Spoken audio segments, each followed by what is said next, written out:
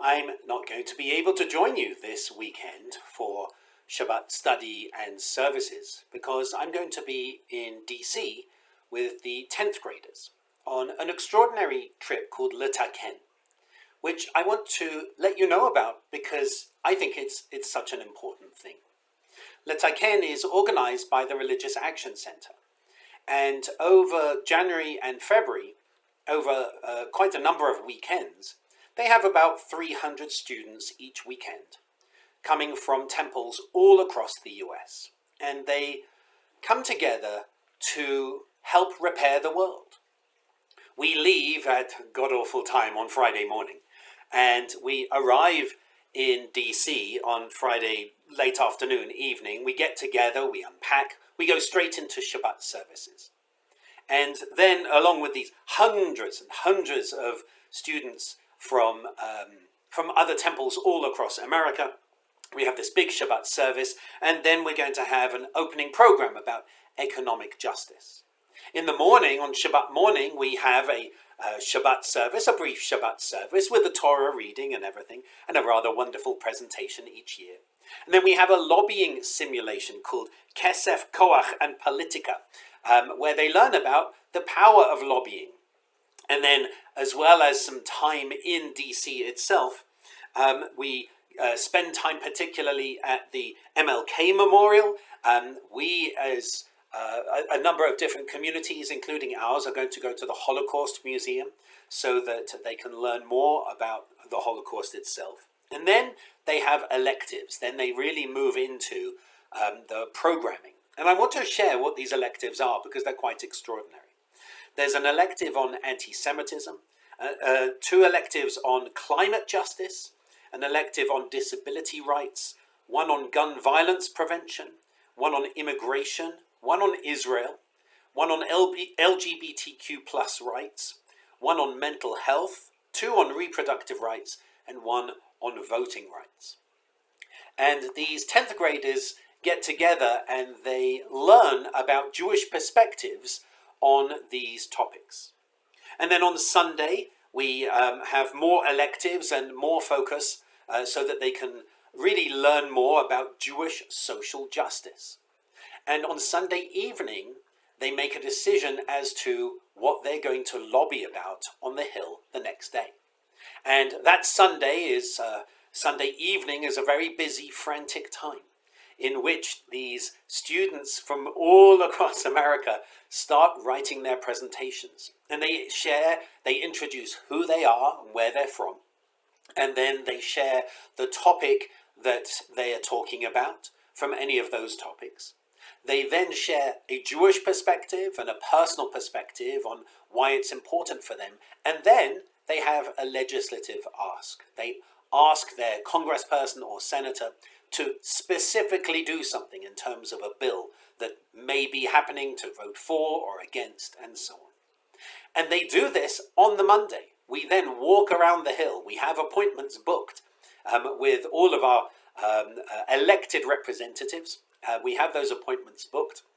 There's also, I should have mentioned Saturday night, there's Havdalah on the Jefferson Memorial, which you can zoom into. It's live streamed. It's very cold. But Monday we go walking around the Hill and they speak truth to power. And I want you to know this because I think it's really important that it's very easy for us to get despondent. It's very easy for us to look at the state of the world and really start to worry, to lose hope.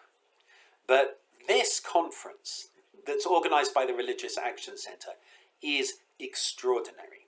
And I really think that anyone who sees it, and hopefully anyone who knows about it, knows that there is absolute hope in the next generation in particular. In these students who see that they can make a change, that their voices are important, that we value them, and that their desire for a better world is a deeply rooted Jewish value, and that they can act on it, not just believe in it, but act on it. So I wanted to share that with you because I think it's really important for us not to get despondent, to look to the helpers, I believe is the expression, look for the helpers, to look for those who are lobbying, pushing, changing the world. And we can all change the world in different ways. Sometimes it's in political action, sometimes it's in feeding the hungry. And you will hopefully have seen that we are coming up to Pete's Place, to feeding people in Pete's Place again. And so you can help there as well. It may be in supporting those who are bereaved or who are troubled. There are many different ways that we can help, that we can be a helper. It's not necessarily our role to bring in the Messianic age, but it is our role to help.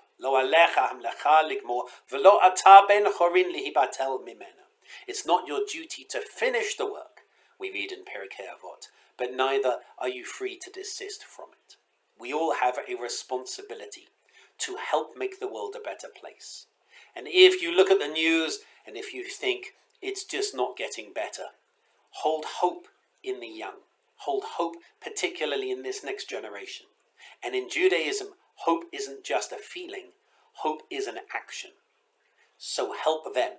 As we, the community, are helping them engage, make this world a better place, help them, support them, and help us support them. It's a wonderful, wonderful program. And I hope that now you know more about it, you'll be able to assist, you'll be able to help, you'll be able to support our younger members in this extraordinary action of tikkun olam, of repairing the world, of making the world a better place. One of the topics that they're going to be addressing is reproductive rights. And tonight is Repro-Shabbat.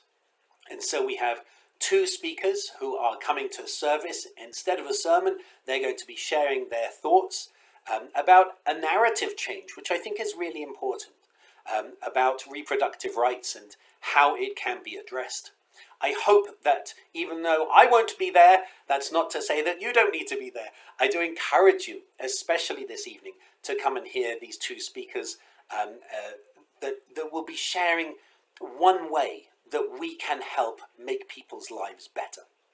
And of course, join Cantiliana in the morning for Torah study and for the Shabbat Shacharit service as well. So this Shabbat, I hope that you have a Shabbat of hope, a Shabbat of seeing the helpers, of seeing those who want to be active in the world, of being one, if you are able, of being one of those people who's able to add a positive change. That, to me, is the essence of being Jewish, to make the world a better place, to be or lagoyim, to be a light to the nations, to lift up the world, to fill it with light, to give people access to human rights, to health, to help protect the vulnerable, the needy, to help protect the world around us, to protect people from violence, to protect people who are suffering from mental health concerns, to lift everyone up. That, I believe, is the essence of Judaism. That's what I'll be in DC with our 10th graders to do this week, and I hope that you'll be able to join Cantiliana and others in the service this evening to help add a little more light to the world. I wish you Shabbat Shalom.